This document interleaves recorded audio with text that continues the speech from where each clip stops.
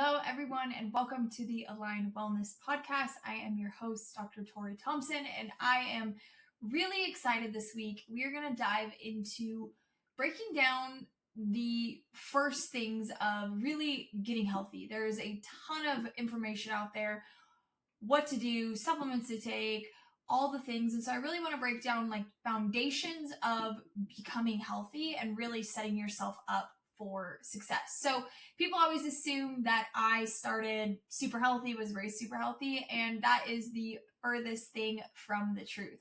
I was raised in a traditional household eating very typical, highly processed foods. So we ate a lot of boxed meals. Top ramen was like my favorite thing in the world. We ate a lot of processed meats, deli meats, hot dogs, that kind of stuff. I didn't really like vegetables, didn't really like fruit. So for me, it was really just kind of a carb and we'll loosely say protein diet. So it's not that I started out healthy, but along the way, when I was sick, I got a job at a kale chip company and I was working giving out kale chip samples at health food stores. And one thing was I kept meeting people, and I was meeting people that were talking about how diet helped save them as they were diagnosed from stage 4 cancer and they were still alive today, or reverse their autoimmune diseases. And I kept hearing these stories about how people changed their diet and it reversed their ailments or prolonged their life. And so I started looking into it. It was the first time anyone along the way had ever suggested I looked into diet.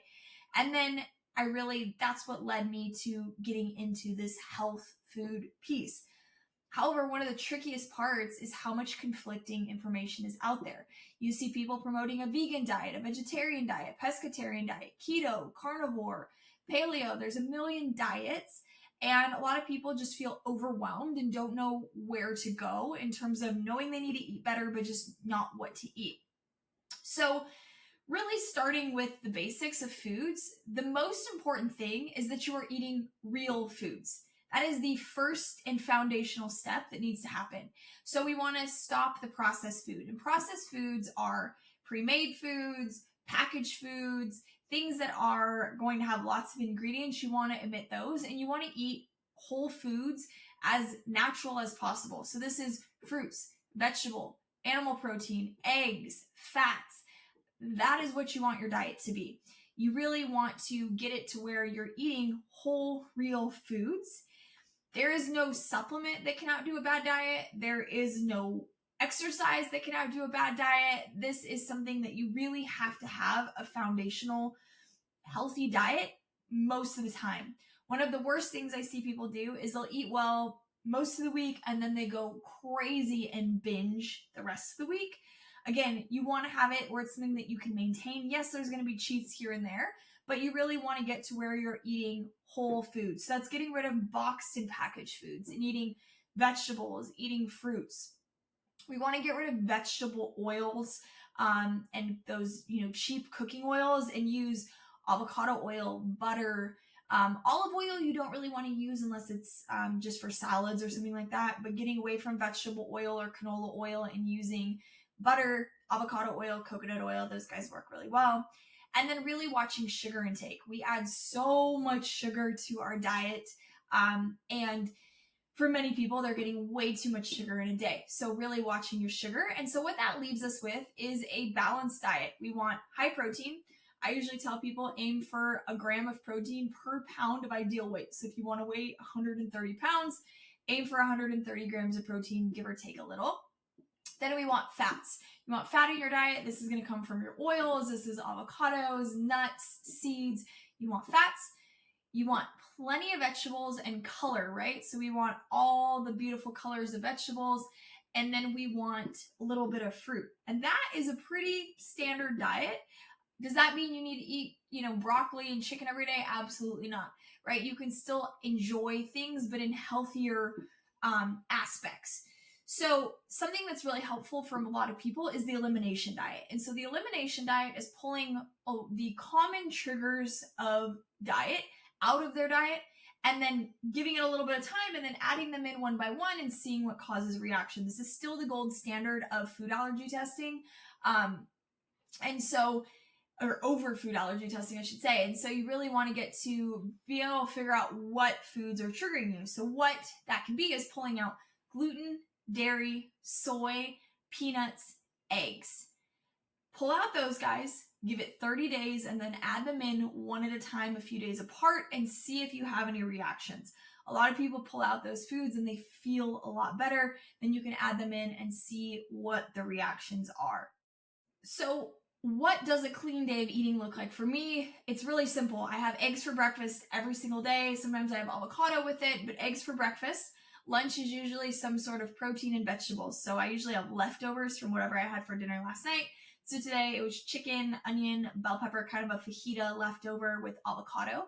And then dinner is, again, protein and vegetables. I make sure that I do get some carbs, whether that's a little bit of white rice or sweet potatoes or butternut squash, some sort of starchier vegetable, especially if I'm working out a lot. And then I still, to this day, am gluten-free, dairy-free, sugar-free. I just feel better that way. I will do goat and sheep cheese, but not cow cheese. And that's just how I feel my best. But really, if you can get to where you are eating no processed foods, we're cutting out soda, we're cutting out, chips and snacky foods and candy, and eating protein, fats, fruits, and vegetables, most people feel significantly better just from that alone. The next thing that's foundational is cleaning up your water source. Most people think that the water they're drinking is clean and have zero idea that it is not. So most of our tap water is extremely toxic. Many of it has heavy metals. We tend to have forever chemicals. We tend to have things like pharmaceuticals all in our tap water. And I encourage you to go to the EWG's tap water database and look up your zip code and see what's in it. Here in Austin, we have arsenic, we have forever chemicals, we have radioactive metals, all in our tap water. So most people go, yeah, I don't drink tap water, but I drink out of my refrigerator filter. And unfortunately, refrigerator filters really don't pull anything as well. They might pull a few of the metals, but they're not going to be able to pull a lot of the really harsh chemicals that are in our water, as well as things like Brita filters. Brita filters have great marketing, but they really don't pull much. So you really want to look into getting a water filtration system, whether that's a reverse osmosis system, and there are RO systems like Berkey, and there are RO systems like AquaTrue that you can get a counter unit. It doesn't have to go under the sink, or you can get one installed under the sink, but their counter unit is around $300 and will pull all of the toxins out. The biggest thing is making sure that you actually will remineralize the water. The reverse osmosis water does need to be remineralized, as it does pull everything out. So you want to add minerals back into it to make sure that the water is not going to be super acidic. And then for people that are super active, or even just, people kind of as a day-to-day thing, you want to add some sort of mineral or electrolyte into a little bit of your water. This can be water with lemon. This can be a little coconut water. This can be trace minerals. This can be something like an Element or a Redmond's Relight, but everyone should be doing a little bit of electrolytes just to make sure you have those electrolytes so your body can absorb the water.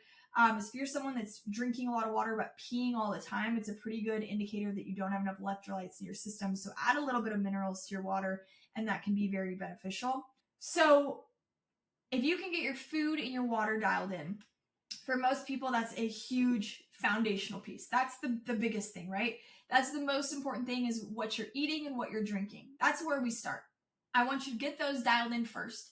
Then you can go into these next steps. But get your food cleaned up, get your water clean, and then start worrying about what's going on in your body, around your body, all of that. So the first thing we look at is what goes in the body, then it's what goes on and around the body. So next we want to work at cleaning up our personal care products. Our personal care products, many of us, especially women, use makeup, moisturizers, lotions, nail polishes. We use these things daily. And the average woman uses about 12 products, and many of them contain things like fragrance, phthalates, parabens, and all of these are known hormone disruptors. We are living in a time right now where we are seeing crazy hormonal imbalances. For infertility is at an all-time high. We're seeing cancers And one of the possible causes is all of these phthalates and parabens and endocrine disruptors that are in our products. So it's really starting to, as you finish a product, look for a cleaner replacement. It's now easier than ever to have cleaner products. There's more and more brands coming out every single day, but these things do make a difference in terms of how our bodies, the inflammation, the hormone disruptors, all of that. So you want to look for clean deodorant, clean makeup, clean body wash, clean lotions. All of these things, especially for women, we're using them daily, are crucial. You can use EWG's website. You can use the Think Dirty app and see what's in your products. You'll be shocked to see many of your products have failing scores on these apps that show all these toxins that are in it: formaldehyde, parabens, phthalates, fragrance, all these kind of unlisted ingredients with umbrella terms, all linked to hormone disruption, gut disruption, all of that. So changing out your products.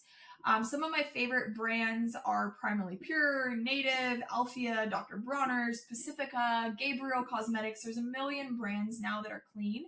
You just have to find what you like and what works for you. After you've gotten your personal care, then the next step is really diving into your house and your cleaning products. A lot of people go, oh, I have a house cleaner, I don't know what she uses, or how bad can cleaning products really be? They are also very, very harsh and can build up in our body. We often think that, oh, the body will move these toxins out. And for most people, that's not true. The body will hold these toxins and hold these hormone disruptors in the body. So the biggest things that we're looking at of getting rid of are all of the fragrance things: air fresheners, candles, plugins, our cleaning sprays, our bathroom cleaner, our kitchen cleaner, all of that, our laundry detergents. And really, air fresheners, I'm not a big fan of no matter what. You could do an essential oil diffuser, but no air fresheners. They are notoriously toxic hormone disruptors. Cleaning sprays, you can swap for things like Branch Basics. You can use distilled vinegar and water. That works really well. I'm not a fan of 7th generation, and many of the brands like Mrs. Meyer's and EOS, as they're notorious greenwashers. They've been sold, and they use things like fragrance, and they use umbrella terms to kind of mask some of the ingredients they're using. So you really want to find clean products that do work. And then laundry detergent, I love Branch Basics, and Molly's Suds are my two go-tos on that. And those are big. Swapping out your cleaners really does set you up for having a lower toxic load in your home. We spend so much time in our homes that really making sure that there are no toxins from our cleaning products, from our our foods, from our water, can set us up so that when we're home, things are not coming into our system. Then you also want to look at air filters. I'm a big fan of running HEPA air filters all the time. I have several Air Doctors and Jasper Airs that run in every room, and those pull out pollen, they pull out VOCs from our furniture and our building materials, and then they pull out any mold, bacteria, viruses. They go in, they clean that. So again, I'm really setting myself up for having a clean house. The other thing in the house is all of our cookware. Many of us have used nonstick pots and pans forever, except for those Teflon nonstick pans are extremely toxic. They are made from forever chemicals, and as they get scratched, the little forever chemicals get cooked into the food. So what you want to do is swap out for stainless steel, cast iron, glass. That works. Ditch all of the plastic water bottles and plastic Tupperwares. This is one of the most important things. Plastic is not the nicest thing in the body. The body holds it, so getting rid of plastics. And BPA-free plastic is not any better than normal plastic. BPA-free just means that it is bisphenol A free, but they use bisphenol F and bisphenol S, so it has the same health implications but can fall under BPA-free. So really getting rid of plastic, getting rid of those non-stick cookware, and often a hidden place of the non-stick and plastics is air fryers. They tend to be full of the non-stick coating as well. So I love green pan, I love my cast iron, and then my ceramic coated cast iron skillets are really what I use. And then your cutting boards, swapping over to a stainless steel cutting board. Again, if you're cutting on plastic, we are cutting little bits of microplastics into our food. So really starting to, pull out. What I recommend, you do is just one thing at a time. This does not need to be, oh my gosh, we're going to throw away everything. This is, we slowly turn over. As cleaning products and as personal care products run out, we swap them out for the non-toxic foods. I'm okay with you going and cleaning out your pantry and getting rid of all of the processed and starting to go towards a more natural diet. And then I encourage you, really try an elimination diet. Do it for 30 days and then add it back in. And for a lot of people, it's amazing how much better they feel, as well as swapping over your water. This is a huge piece of toxic exposure for a lot of people. So really getting your food and water cleaned up is the most important thing. And then from there, we can, from there you can go into all of the other toxins. But a little recap. So again, food and water, all of your personal care. So we want to get rid of the, deodorant, body wash, shampoo, conditioner, all of that. Ditch your all-purpose cleaner and go for the more natural things. So I hope you guys enjoyed this as a quick little summary of what to do, how we're going to clean up our lifestyle and what to do. Again, I wouldn't be super concerned with diets in terms of paleo, carnivore, whole foods. Start there. Start with just eating natural foods, no processed foods, and then from there you can play around, whether it's cutting grains or pulling dairy or whatever the diet may be. But again, if you start with a whole food diet, that for a lot of people solves a lot of their problems and gets them feeling better. So I will see you guys next week.